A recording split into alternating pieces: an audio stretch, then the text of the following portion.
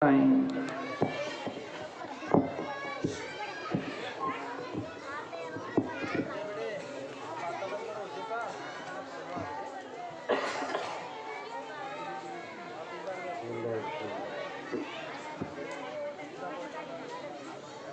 اللہ الرحمن الرحیم الحمدللہ کفا وسلام علی عبادہ الذین اصطفی اما بعد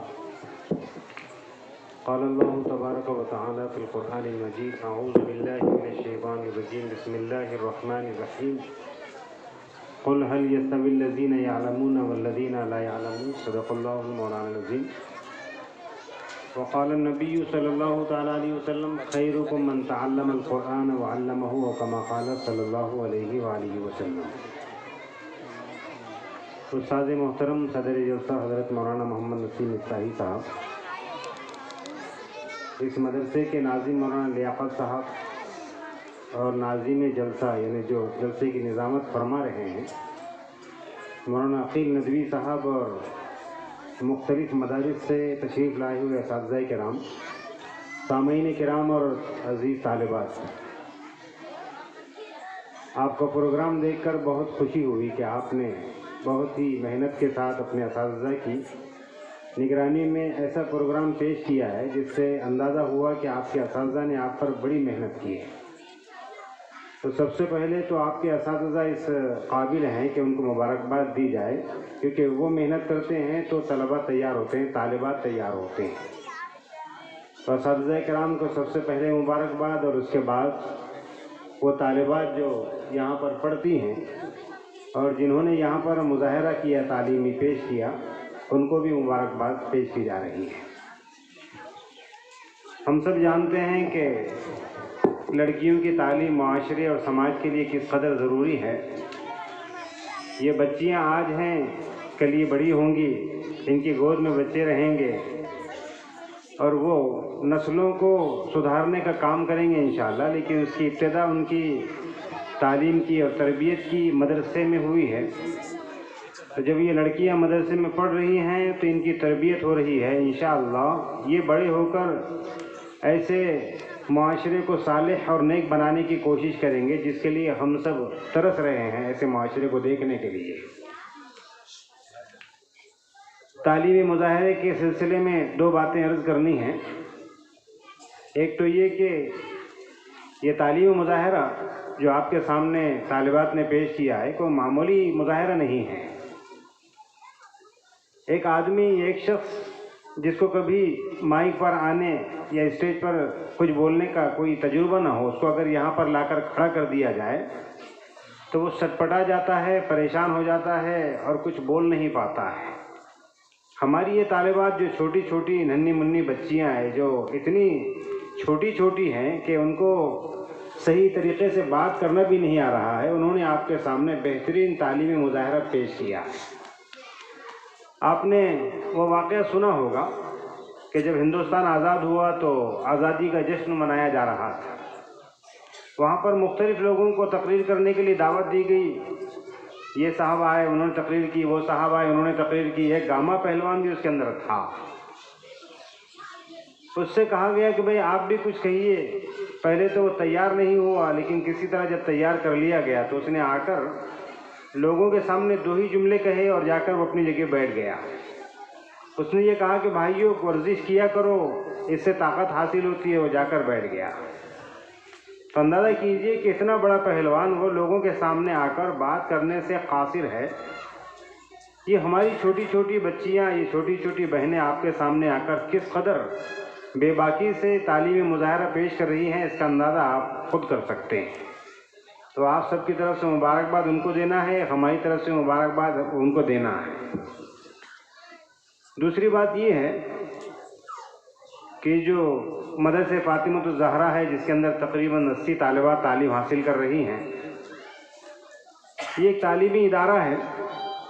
اسلام تعلیم حاصل کرنے سے منع نہیں کرتا ہے، وہ چاہے دینی تعلیم ہو یا عصری تعلیم ہو۔ وہ یہ چاہتا ہے کہ پہلے مسلمان بنے، اس کے بعد سب کچھ بنے۔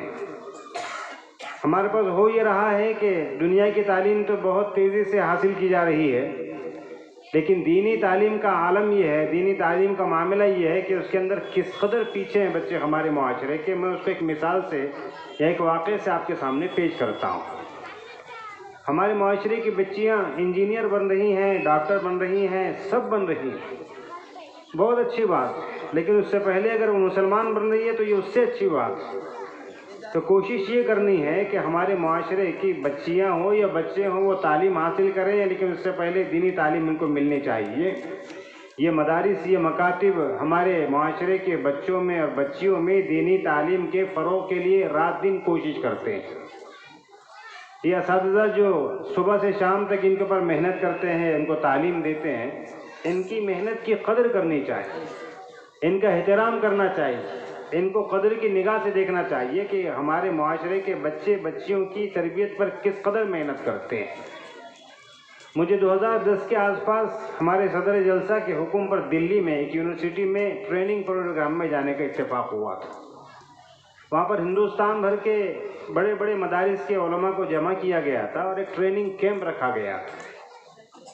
ترتیب یہ تھی کہ ہم لوگ دن بھر ٹریننگ لیتے تھے اور جو کچھ دیا جاتا تھا وہ لیتے تھے، سیکھتے تھے، لیکن شام میں ہمارے لیے ایک پروگرام دیا جاتا تھا کہ شام میں فلاں جگہ جا کے آپ کو تقریر کرنا ہے، لڑکیوں کے سامنے، لڑکوں کے سامنے جن کی عمریں زیادہ ہوتی. وہ لڑکے انجینئر ہوتے تھے، لڑکیاں ڈاکٹر ہوتی تھی، ان کے سامنے دین کے کسی ٹاپک پر بات کرنی ہوتی. تو کبھی کبھی ان سے سوال کرنے کا موقع بھی ملتا تھا. مجھے ایک جگہ بھیجا گیا، میں نے وہاں پر تقریر کی اور سوال جواب کا سلسلہ شروع ہوا. تو میں نے ایک لڑکی سے پوچھا کہ بیٹے آپ کہاں سے تعلق رکھتے ہیں؟ اس نے کہا کہ میں فلاں جگہ سے تعلق رکھتی ہوں. میں نے کہا آپ کو اسلام کے بنیادی ارکان کا پتہ ہے؟ تو کہا ہے. میں نے کہا بتائیے کون کون سے؟ اس نے کہا کلمہ پڑھنا، نماز پڑھنا. ٹھیک. اس کے بعد میں نے اس سے یہ پوچھا کہ غسل کے فرائض کیا ہیں؟ تو جب میں نے سوال کیے تو وہ سٹپٹا گئی، تو سمجھ نہیں پائی کہ صاحب یہ کیا پوچھا جا رہا ہے. پھر میں نے اس سے کہا کہ پاکی حاصل کرنے کے لیے غسل کیا جاتا ہے، اس کے کچھ فرائض ہیں، وہ آپ کو پتہ ہے کیا؟ تو اس نے کہا کہ شاید یہ ہے. اس نے کہا گرم پانی، تولیہ اور یہ اور وہ یہ بتانے لگی. تو اب اندازہ کیجئے کہ ہمارے معاشرے کی بچیاں جب ڈاکٹر بن جائیں گی لیکن دین کا عالم ان کا یہ ہوگا کہ ان کو غسل کے فرائض کا بھی پتہ نہیں ہوگا، تو یہ بچیاں آگے چل کر کیا کریں گی؟ تو ہمیں تو شکر گزار ہونا چاہیے مدارس کا، ان کے ذمہ داروں کا، ان کے اساتذہ کا، کہ جو اس قدر محنت کرتے ہیں کہ ہمارے بچے، ہمارے بچیاں پڑھ لکھ کر ایک اچھے انسان بنیں، ایک اچھے مسلمان بنیں اور مستقبل کے بہت ہی ذمہ دار مسلمان بنیں. اسی طرح مجھے ایک واقعہ یہ یاد آ رہا ہے. حضرت عمر فاروق رضی اللہ تعالیٰ عنہ کے دور خلافت میں آپ کی عدالت میں ایک مقدمہ آیا. مقدمہ یہ تھا کہ لڑکا اپنے باپ کی بہت بے عزتی کرتا ہے، احترام نہیں کرتا ہے اور ان کی قدر نہیں کرتا ہے، ان کی عزت نہیں کرتا، ان کو برا بھلا کہتا ہے، کبھی کبھی گالیاں دے دیتا ہے. تو وہ مقدمہ حضرت عمر فاروق کی عدالت میں پیش کیا گیا.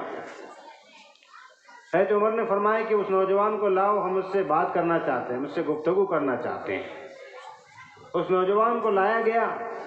حضرت عمر کی اور اس کی گفتگو ہو رہی ہے. جو بات ہونی تھی ہوئی. باتوں کے ختم ہونے کے بعد اس نوجوان نے حضرت عمر سے پوچھا کہ اسلام میں صرف اولاد کے اوپر ہی ماں باپ کے حقوق ہیں یا ماں باپ کے لیے بھی اولاد کے لیے کچھ حقوق ہیں؟ حضرت عمر نے فرمایا کہ جس طرح اولاد کے اوپر ماں باپ کے حقوق ہیں ویسے ہی ماں باپ کے لیے بھی اولاد کے حقوق ہیں. اس نے کہا کہ مجھے چند حقوق بتائیے. حضرت عمر نے فرمایا کہ پہلا حق تو یہ ہے کہ جب شادی کرے تو نیک بیوی کا انتخاب کرے. کیوں؟ اس لیے کہ جب بیوی نیک ہوگی تو اس کے گود میں پلنے والی اولاد بھی نیک ہوگی. اس نے کہا دوسرا بتائیے. حضرت عمر نے فرمایا کہ جب لڑکا یا لڑکی پیدا ہو تو اس کا اچھا نام رکھنا چاہیے. اور تیسری اہم جو ذمہ داری ہے وہ یہ ہے کہ جب بچہ چلنے پھرنے کے لائق ہو جائے، بولنے بتانے کے قابل ہو جائے تو اس کو پکڑ کر ہاتھ مدرسے میں بھیجنا چاہیے، مکتب میں بھیجنا چاہیے تاکہ وہ تعلیم حاصل کرے. اس پر اس نوجوان نے کہا کہ اب یہ میرا جواب سنیے کہ میرے والد نے ایک ایسی عورت سے شادی کی ہے جو مجوسی ہے، جو آگ کی پوجا کرتی ہے، اور آپ نے کہا ہے کہ اچھا نام رکھنا چاہیے. میرا نام انہوں نے جال رکھا ہے، کالا کلوٹا جس کو کہتے ہیں. اور آپ کہہ رہے ہیں کہ مدرسے میں بھیجنا چاہیے. میں جوان ہو گیا ہوں لیکن مجھے والد صاحب نے کبھی مدرسہ نہیں بھیجا ہے. کہ عمر اس کے والد کی طرف متوجہ ہوئے اور یہ کہا کہ صاحب تم نے تو جہنم اپنی دنیا کے اندر ہی تیار کر لی ہے اور مقدمہ میرے پاس لے کر آئے ہو.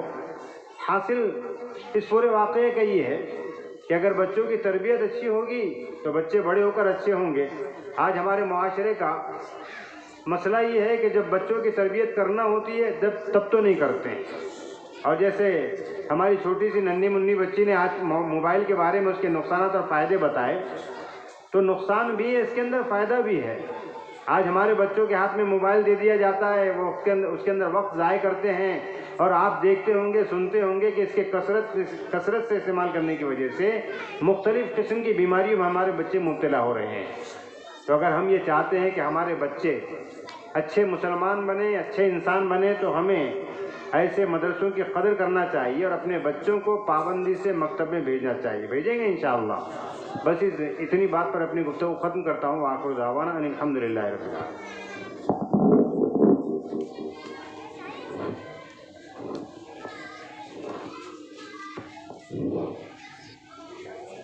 ہم حضرت والا کو اعتماد دلاتے ہیں کہ آپ کی کہی ہوئی باتوں پر انشاءاللہ ہم سب